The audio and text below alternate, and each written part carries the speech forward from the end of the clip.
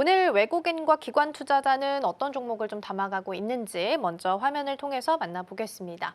자, 외국인 쪽 먼저 확인해 보면요. 1위 한화에어로스페이스, 기관 쪽과 오늘 동일하게 담아가는 종목들이 꽤나 많이 보입니다. 한화에어로스페이스도 있고요.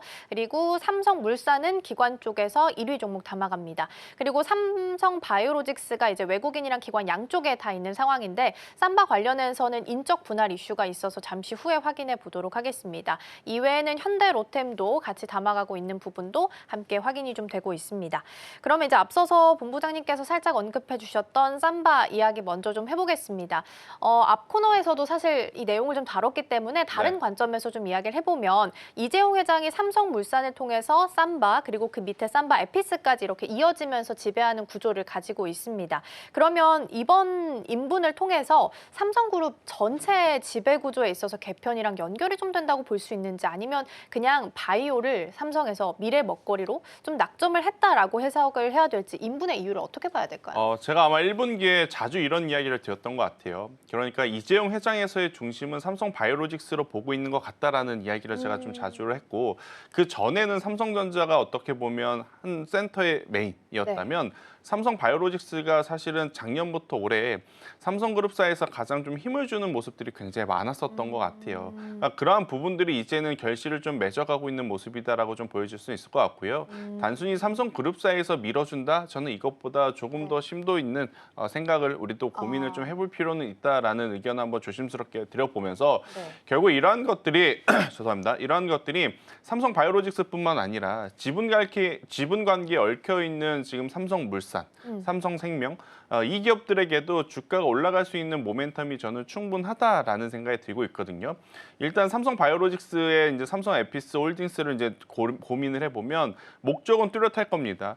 대외적으로는 아직까지는 뭐 지배구조라든지 이런 거에 대한 이야기는 나오진 않았지만 많은 투자자분들이 생각을 하는 것은 삼성바이오에피스가 이렇게 되면 나스닥으로의 진출도 가능한 것이 아닌가라는 이야기를 많이 하죠. 그도 그럴 것이 사실 삼성바이오에피스 같은 경우에는 10년 전부터 미국 시장에 가고 싶어 했었어요. 그런데 가지 못했었던 부분이 있었는데 이번에 어떻게 보면 인적 분할을 통해서 따로 떼어져 나왔고 이 따로 떼어져 나온 부분들이 우리나라 증시가 아닌 나스닥에 상장을 했을 때 충분히 삼성바이오로직스와 삼성물산, 삼성생명에게는 굉장히 또 기회로 볼 수는 있다는 생각이 들고 있고 또 여기서 우리가 투자의 포인트로 잡아야 되는 게 오늘 삼성바이오로직스는 거래 정지인 상태죠.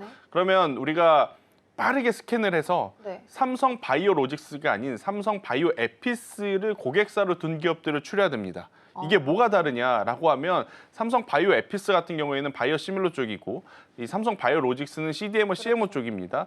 그러면 삼성바이오에피스를 고객사로 가지고 있었던 CDMO 기업이 하나 있어요. 바로 바이넥스라는 거죠.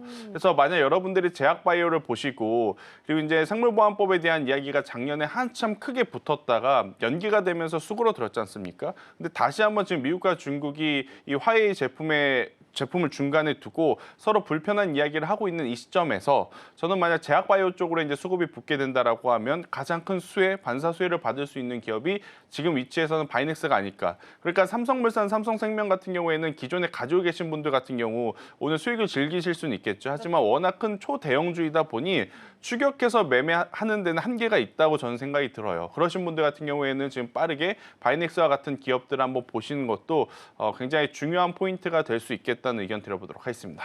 그러면 이제 삼성 그룹주를 전반적으로 놓고 봤을 때 일단 인적 분할로 시작을 했지만 좀 더 크게 지배구조 이슈로 좀 보게 된다면 그룹주 내에서는 어떤 종목을 좀 봐야 유리한 거예요? 일단 삼성물산이 가장 유리합니다. 그런데 지금 삼성물산 같은 경우에는 참 미래를 알고 투자한 것은 아니겠지만 우주항공도 있고 원전도 있고 지금 지배구조까지 어떻게 보면 세 가지 이슈가 가장 핫할 때 지금 힘이 몰린 상황이라서 어제도 상승을 했고요. 그리고 오늘도 지금 벌써 넥스트 거래소에서부터 이제 상승을 했는데 지금 10% 가까운 상승력을 보이고 있는 상황이라 실질적인 가장 큰 수혜는 삼성물산이라고 보여집니다.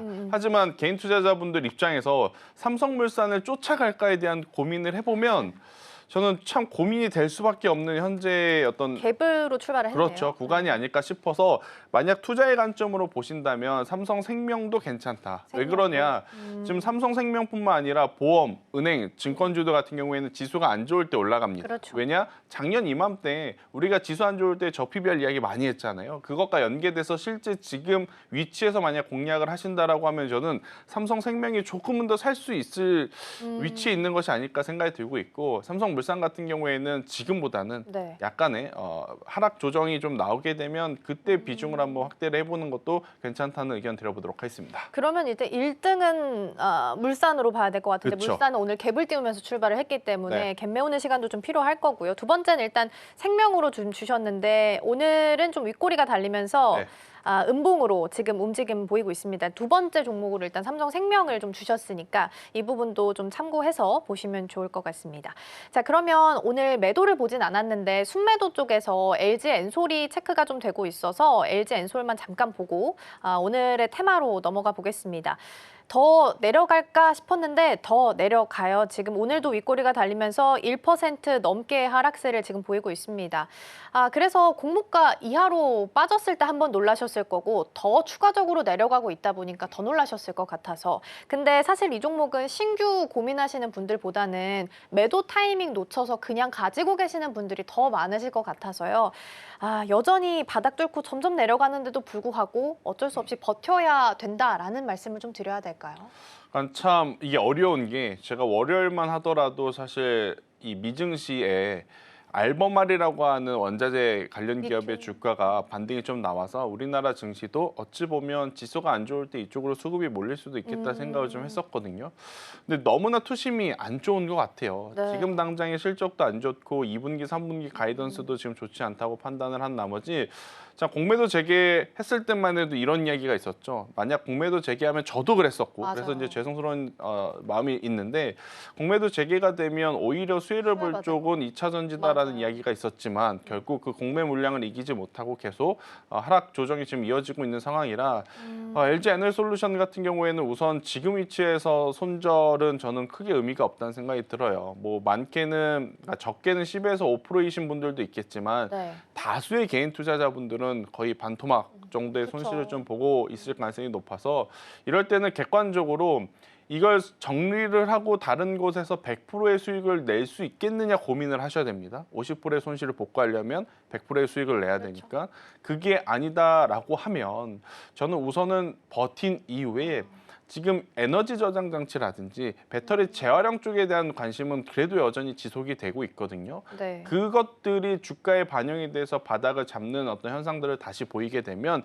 그때 비중을 한번 추가를 해보시는 하지만 그 비중 추가 물량 같은 경우에는 일정 가격이 이탈을 하게 되면 꼭 비중을 축소하겠다라는 마음을 먹으신 분들만 저는 가능하다라는 생각이 들고 있고 지금 2차 전지 같은 경우에는 떨어지는 칼날을 잡기에는 참 부담이 되는 것 같아요. 제가 LG에너지솔루션 기준으로 항상 가격 기준을 말씀드려왔던 것 같은데 계속 34만 원, 35만 원 위에 올라와야지만 네. 에코프로라든지 포스코 그룹주들이 움직일 수 있겠다라는 이야기를 드렸었던 것 같아요. 그런데 지금 34만 원과 현재가의 괴리가 또 멀어졌습니다. 그러니까요. 그래서 지금 다시 본다라고 하면 결국엔 30만 원 위로 올라서야 된다 생각이 들고 있고 사실 한 번 더 2차 전지가 올라올 만한 시점과 시기는 있었는데 네. 포스코 퓨처엠의 증자 뉴스가 가장 큰 발목을 잡았던 것 같아요. 굉장히 좀 속상하고 아쉬운 일이지만 그래도 LG에너지솔루션 기준으로 30만 원 위로 올라오기 전까지 2차 전지 주들 같은 경우에는 조금은 더 관망 혹은 보수적으로 리스크 관리를 좀 하시는 게 맞겠다라는 의견 드리겠습니다. 그렇군요. 일단은 LG 엔서를 보유하고 계신 분들이라면 일단은 이